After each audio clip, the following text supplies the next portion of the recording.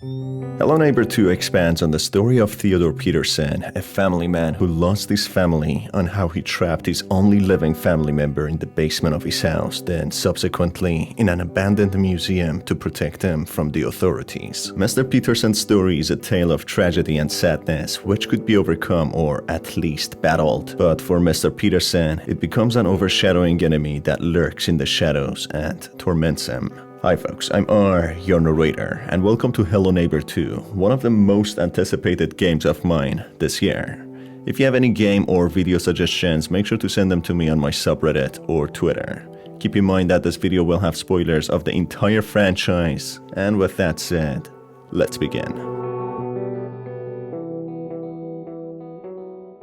I have made several videos about Hello Neighbor franchise, which you can watch by hitting on the cards above to keep up to date on what happened. Mr. Theodore Peterson arrives at the quiet town of Ravenbrooks with his family, Diane, his wife, Aaron and Maya, his two children. Life has never been too easy for Mr. Peterson, as one of his later designs of a thrill park attraction ride malfunctioned, causing an accident which ultimately led to a tragedy. This led to Theodore struggling to find jobs and made amends for his mistakes, clearing his stained reputation. A big move to a new town where no one knew him seemed to be the ideal decision, where he alongside his family could start a new life. Little would he know, however, as that his new life would be anything but peaceful and happy. One feral day, after one of Aaron and Maya's usual imaginative games, time passes on with no sign of their parents being back home for their usual lunchtime. Waiting patiently for a while, Theodore comes back home alone without the mother, explaining how they were involved in a car accident leading to the death of Diane Peterson. This breaks both Maya and Aaron, with Aaron becoming heavily affected by this loss, who slowly starts exhibiting repressed resentment towards his father, venting out his anger on the only person he could,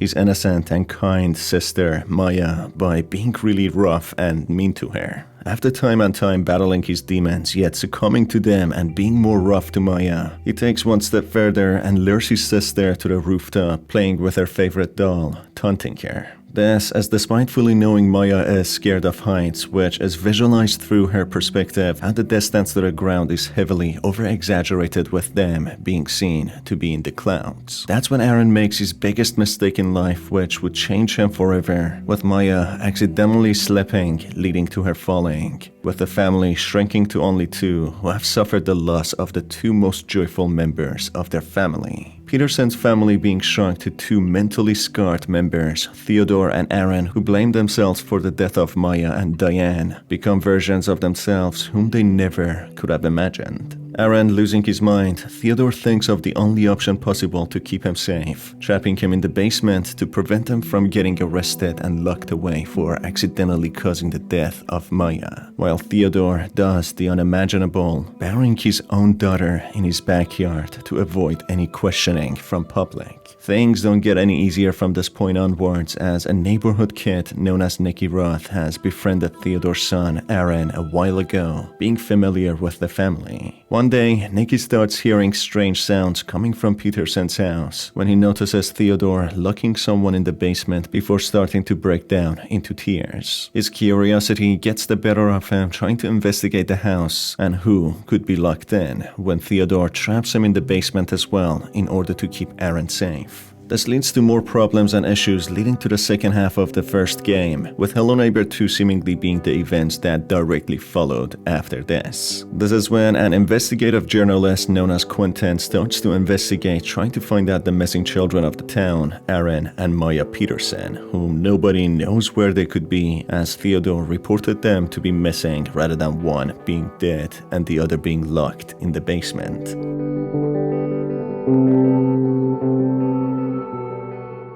The story begins with Quentin, the protagonist of the game, arriving at the Ravenbrooks town, opening his journal of how the missing children in question are Maya and Aaron, with Quentin having a few suspects in mind, including the children's father, Theodore. Watching Theodore's house from a distance, he notices how he takes Aaron, his missing child, into the house by force, depicting how he is the one who's been hiding him, and falsely claiming that he's missing. Trying to collect more evidence by taking pictures, Theodore notices Quentin snooping around. Theodore, as a result, gets close enough to his van to break his window by a shovel that he used to bury Maya, which causes Quentin to get nervous and drive off quickly, just to see an obscured figure appearing in the middle of the road, having a crow mask on. Trying to avoid hitting this character, Quentin reacts as quick as he can, but as a result crashes into a nearby barn belonging to Mr. Peterson. As soon as he exits the barn, Theodore attacks him with a shovel, with the last thing Quentin remembering being that Theodore removed the film from his camera, getting rid of any evidence that he is the one who is hiding Aaron. As after all, Theodore is desperately trying to protect the only family he has left, his son, as he seems to be cursed with bad luck.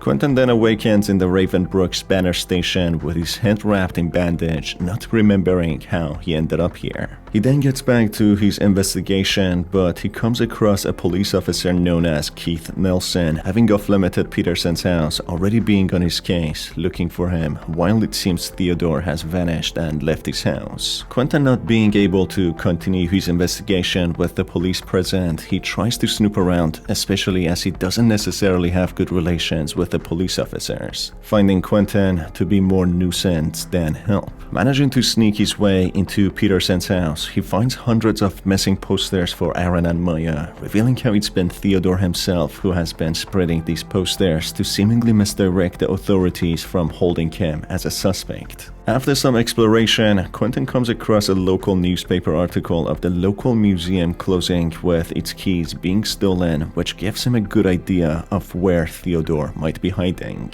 As soon as he leaves the house, a paper plane hits him, being Aaron's missing poster with writing saying "Help me," as if being written by Aaron himself, who is being held captive by Theodore, who wants to protect him by locking him away. After investigating some of the suspects of the town, who all seem to have secrets of their own, the mayor, Mr. Otto, the taxidermist, and the townsbaker, Greta, Quentin decides to investigate the museum. He follows the trail of these paper planes leading to the museum, indicating how Aaron must be in there, throwing these paper planes from a high level as they fly so far away. So possibly he could be trapped in the attic this time around. As Quentin explores the abandoned museum, he finds Theodore's shovel, which he used to knock Quentin out, which leads to him strangely passing out and reawakening back in the station, having a realistic nightmare of Theodore hunting him.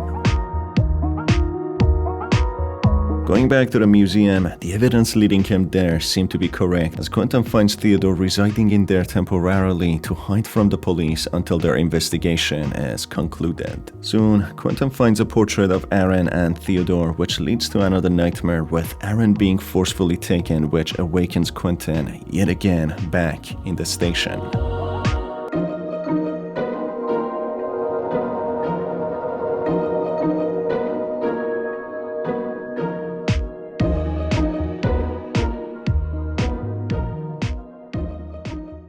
Going back to the museum once more, he manages to bypass the angry and vigilant Theodore, going to the attic where he finds an elaborately constructed cell where Aaron has been kept in all this time. With the passage of time, Aaron exhibits fear and insecurities, portraying how insecure he has become, not trusting strangers and finding it difficult to make connections. His unclean and not looked after appearance also suggests neglect and how he has not been taken care of by Theodore. Nonetheless, a caring Quentin takes his hand when Theodore arrives, violently attacking Quentin and throwing him in the cell, with Quentin using this time as a distraction for Aaron to run away. Theodore quickly chases after Aaron, giving Quentin some time to find a way out. As Quentin manages to break open the door, he finds Aaron hiding under a table when he holds his hand, wanting to lead him outside. Aaron, instead of walking out with him, shows reluctance and uncertainty, as after all, he's been locked and mistreated by his own father, someone whom should be trusted the most, making a young Aaron rightfully very confused.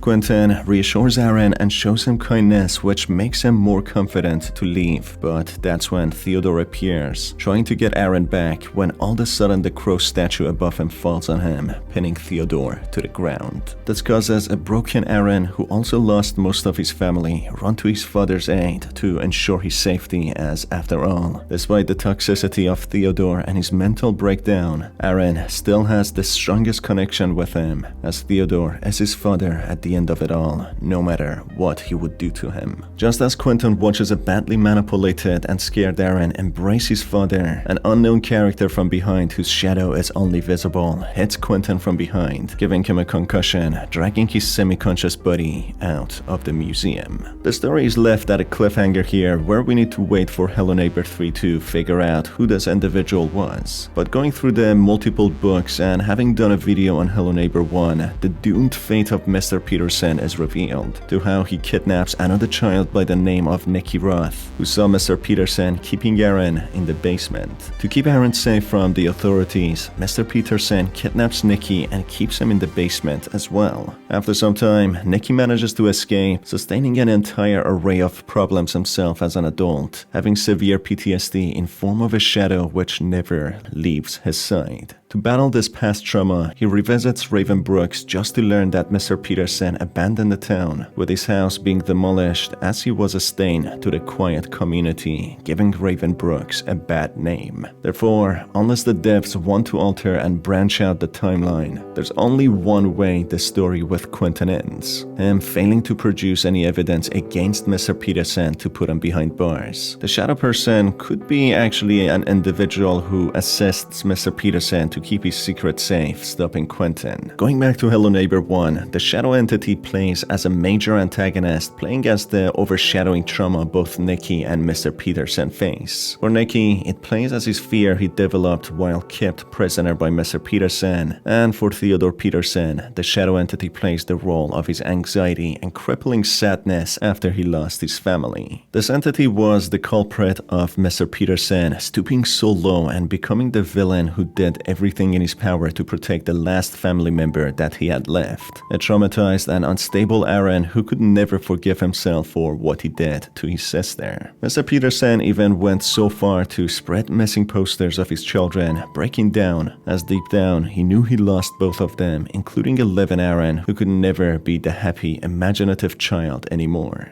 Therefore, this crippling sadness and madness that took over Mr. Peterson was in fact part of himself. So a theory I have is that the shadow character that knocks out Quentin in Hello Neighbor 2 is a metaphorical character. Despite what Quentin saw with Mr. Peterson getting trapped below a statue of a crow, the shadow is Mr. Peterson himself who knocks Quentin out, being his villainous alter ego who is filled with sadness, resentment, and madness. He plays as a mirror reflection of Mr. Peterson, a demonic entity which terrifies him as well and controls him.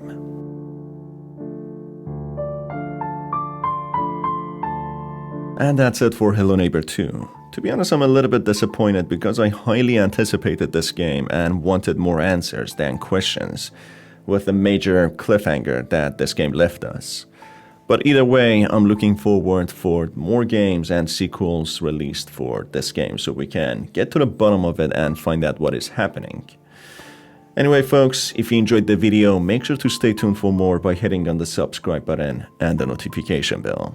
It's been your host R, and I will catch you on the next one. Take care.